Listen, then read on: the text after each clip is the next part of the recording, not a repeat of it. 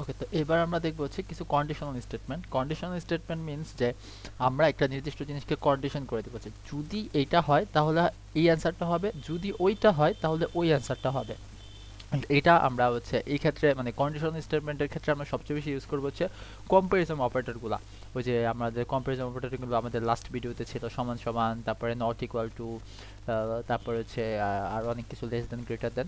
তো ওগুলা ধারা হচ্ছে আমরা এই কন্ডিশনাল স্টেটমেন্টগুলা যে মেনটেন করব যে কোনটার পরে কোনটা হবে, কোনটা ধারা কোনটা হবে। যেমন আমরা যদি এই জায়গায় একটা নাম দেই যে ইটস লাইক এটা একটা ভ্যারিয়েবল, যে এটার নাম আমি দিলাম যে কত 10। ওকে, সো আমি যদি এবার বলি যে 10 30। ওকে, সো এবার যদি আমি বলি যে ইফ, যদি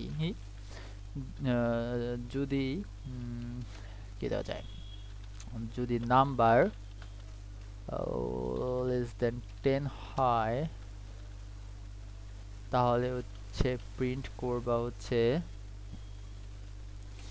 আচ্ছা এটা কি লেস দেন না গ্রেটার দেন, এটা হচ্ছে অবশ্যই গ্রেটার দেন, আমি মেবি লেস দেন বলছি একটু আগে। যাই হোক, সো প্রিন্ট কি প্রিন্ট করবে, প্রিন্ট করবে হচ্ছে যে yes your number is greater than 10।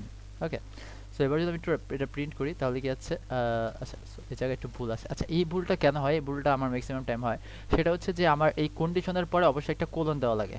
ঠিক আছে, এটা মাস্ট মাথায় রাখবেন যে কন্ডিশনের পরে অবশ্যই একটা কোলন দিতে হবে। তার মানে হচ্ছে আমার কন্ডিশনটা আমি শেষ করছি, তারপরে এই কন্ডিশনটা যদি ফিল আপ হয় তাহলে আমার অ্যান্সার কি হবে সেটা হচ্ছে এটা। সো এবার আমি যদি রান করি তাহলে অ্যান্সার আসবে, তাহলে কি আসছে, yes your number is greater than 10। মানে অবশ্যই 30 যেটা, এই নাম্বার 30 যেটা, এটা অবশ্যই কি 10 এর থেকে বড়।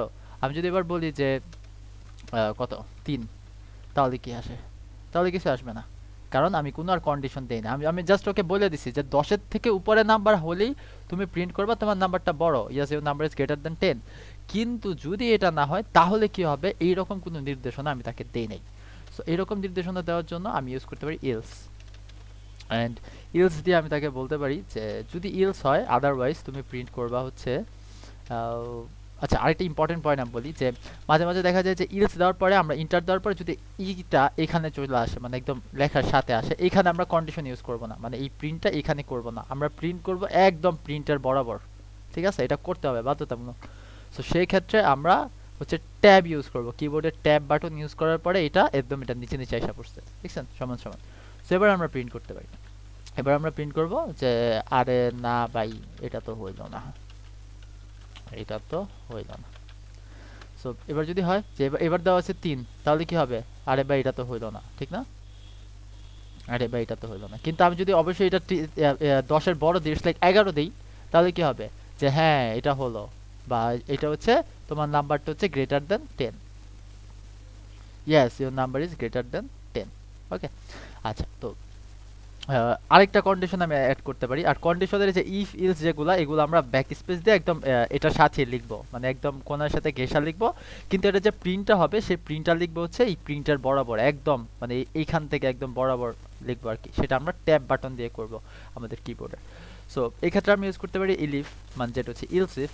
সেটা দিয়ে আমরা বলতে পারি যে নাম্বার ইকুয়াল টু 3, মানে যদি 3 এর একদম সমান হয়। আমি কি বলছিলাম যে একটা মানে হচ্ছে স্টেটমেন্ট শেষ করার পর অবশ্যই এই কোলন দিতে হবে, নাহলে কিন্তু হবে না। কোলন দেওয়ার পরে তারপরে প্রিন্ট, প্রিন্ট দিয়ে বলবো যে হ্যাঁ ভাই এটা তো একটাই আছে, এটা তো একটাই আছে। ওকে, সো তার মানে আমি যদি এই জায়গায় বলি 3, তাহলে কি হবে, তাহলে এই যে আমি কিন্তু বলে দিছি যদি নাম্বারটা একদম সমান সমান 3 এর বরাবর হয় তাহলে অ্যান্সার হবে কি, হ্যাঁ ভাই এটা তো একটাই আছে। ঠিক আছে, আমি যদি একটু প্রিন্ট করি, আসছে হ্যাঁ ভাই এটা তো একটাই আছে। আবার আমি যদি এই জায়গায় দিই যে কত 5, তাহলে কি হবে, আরে না ভাই এটা তো হইল না। ঠিক আছে, আর যদি আমি এটা আবার 10 এর বড় কোনো সংখ্যা দিই, লাইক 13 বা 15 বা 20, তাহলে কি হবে, প্রথমটা না, yes your number is greater than 10। বুঝতে পারছি। ওকে, তার মানে জিনিসটা কিভাবে হলো, ফার্স্টে সে নাম্বারটাকে ধরলো, ধরে দেখলো যে নাম্বারটা 10 এর থেকে বড়, তখন সে এই স্টেটমেন্টটা রান করে দিল, যে কারণ সে দেখছে যে তার যে শর্তটা আমি দিছি এই শর্তের সাথে মিলা গেছে, সো সে তার প্রথমটা রান করে দিছে। কিন্তু আমি যখন আরেকটা কিছু লিখবো, তখন সে দেখবে এটার সাথে তার শর্তটা মিলে কিনা, তার শর্ত কি মিলছে, মিলে না এটার সাথে, কারণ 3 10-এর থেকে বড় না। সো এই কারণে সে এটা রান করতে পারে নাই। তো তখন কি করবে, সে নিচে নামবে, নিচে নামবে দেখবে যে আরেকটি স্টেটমেন্ট আমি বলে দিছি, যেখানে আমি বলছি যদি 3 এর সমান হয় তাহলে বলবে হ্যাঁ ভাই এটা তো একটা আছে। তো তখন সে কি প্রিন্ট করে দেবে, হ্যাঁ ভাই এটা তো আছে। আমি যদি জায়গায় 5 দেই বা একটু অন্য কোনো সংখ্যা দিই, তখন সে কি দেখবে, তখন সে দেখতেছে যে ইলস দিয়ে দেখতেছে যে প্রথমে তো এটা এক হচ্ছে মিলেই নেই, কারণ 5 কোনো সময় 10-এর থেকে বড় না। তারপর সে দেখতেছে হ্যাঁ ভাই এটা এটা তো একটা আছে, মানে হচ্ছে 3 নাম্বার কিন্তু 3 এর সমানও না, তার মানে কি সে এখানেও এসে মিলাইতে পারে না, সে এখানেও ব্যর্থ।